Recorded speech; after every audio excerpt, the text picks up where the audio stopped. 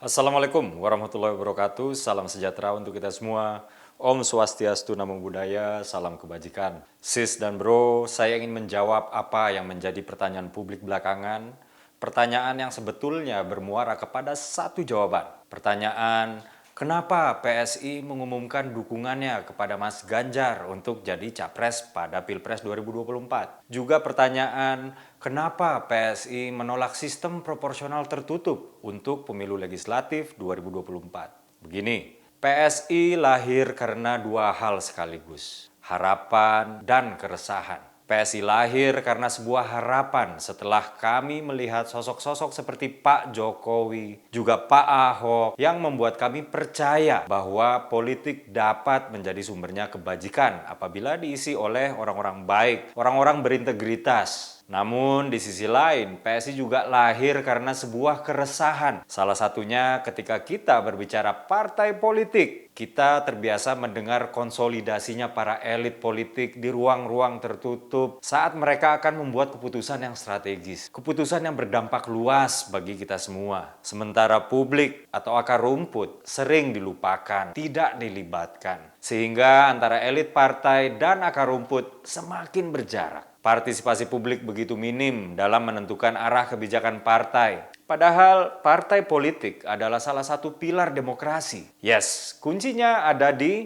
partisipasi publik. Sis dan bro, esensi demokrasi adalah kedaulatan tertinggi di tangan rakyat. Dalam iklim demokrasi yang sehat, aspirasi politik bergerak dari bawah ke atas, bukan sebaliknya. Ini berarti semakin tinggi partisipasi publik, semakin baik pula kualitas demokrasi. Partai politik yang seyogianya menjadi tiang penghubung aspirasi publik dari bawah ke atas tidak boleh menjelma menjadi tembok penghalang. Ketika itu terjadi, maka demokrasi kita menjadi sekedar demokrasi prosedural dan menjauh dari demokrasi substansial. Itulah kenapa PSI melakukan rembuk rakyat. Selama ini kita terbiasa disuguhkan capres dan cawapres, hasil konsolidasinya para elit politik di ruang-ruang tertutup. Publik disajikan menu yang pilihan-pilihannya sudah ditentukan oleh para elit. Sementara bagi kami, golput itu bukan pilihan. Maka kami bentuk sebuah mekanisme yang kami sebut rembuk rakyat. Kami libatkan rakyat untuk menentukan sendiri sejak dari penentuan capres. Terdapat belasan nama yang kami jaring, yang kami nilai sesuai dengan DNA PSI,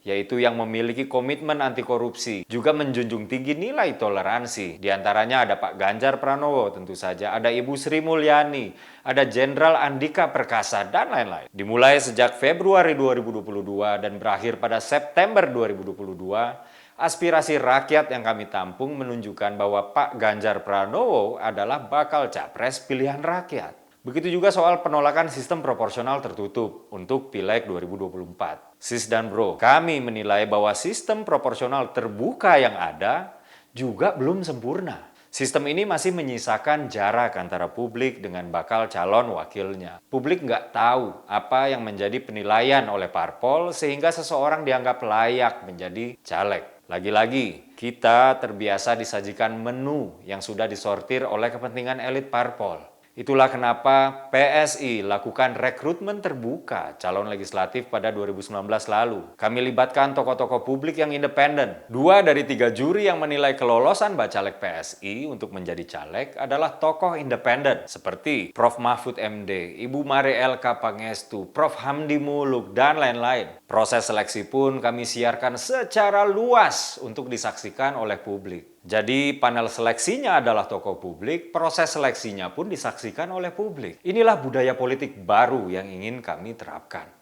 Jadi ketika kita melihat anggota legislatif yang kini sudah duduk di DPR RI kualitasnya nggak baik, jangan justru semakin dikurangi partisipasi publiknya dengan menerapkan sistem proporsional tertutup. Justru sebaliknya, tingkatkan lagi dong partisipasi publiknya dalam proses rekrutmen caleg di dalam sistem proporsional terbuka ini. Partai Solidaritas Indonesia sadar betul bahwa badan kami kecil. Namun itu tidak mengurangi tekad kami untuk mendobrak budaya politik lama agar maju ke depan dengan budaya politik baru yang lebih baik.